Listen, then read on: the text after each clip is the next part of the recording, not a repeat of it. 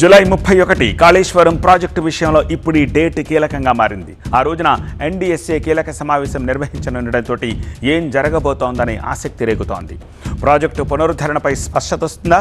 Project రిపేర్లకు సంబంధించి NDSA ఇచ్చే సూచనలు ఏమిటి అన్నదే ఇప్పుడు చర్చనీయాంశంగా మారింది. ఈ సమావేశం ముఖ్య ఉద్దేశం ఏమిటంటే మేడిగడ్డ, అన్నారం, సుందిళ్ల బరాజుల భద్రతపై ప్రధానంగా చర్చ జరిగే అవకాశం ఉన్నట్టుగా తెలుస్తోంది.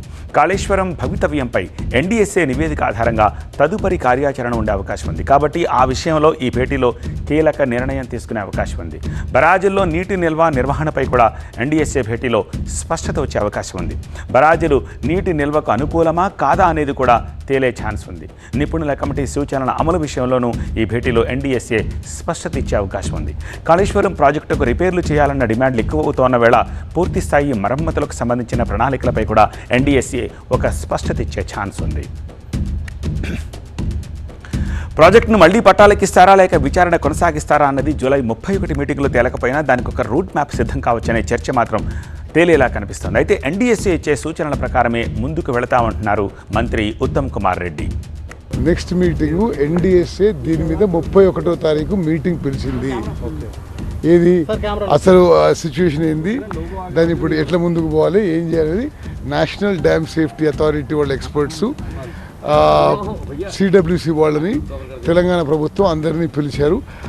ఆ రోజు దాన్ని సమీక్ష చేసి నిర్ణయం తీసుకుంటారు.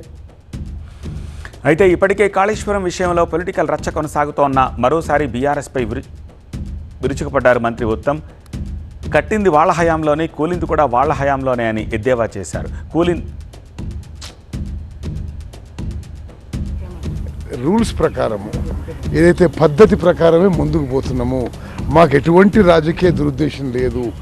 కాళేశ్వరం బ్యారేజెస్ మరి గత ప్రభుత్వం కేసీఆర్ హయాంలోనే డిజైన్ అయినాయి, నిర్మాణమైన కూలిపోయినాయి.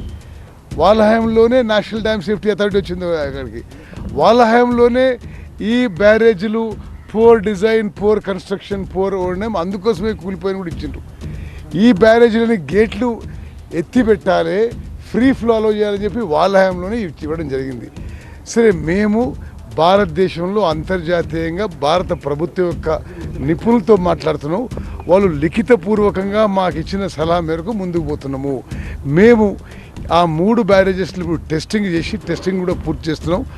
సుమారు రిహాబిలిటేషన్కి డిజైన్ చేసి మరి ఐఐటి బాంబే అండ్ ఆఫ్రి ఇండియాతో దాన్ని రిహాబిలిటేషన్ వర్క్స్ డిజైన్ చేయించి పనులు మొదలుపెట్టి ఎంత తొందరగా వీలైతే తొందరగా బ్యారేజెస్ పనులు తీసుకొస్తాం.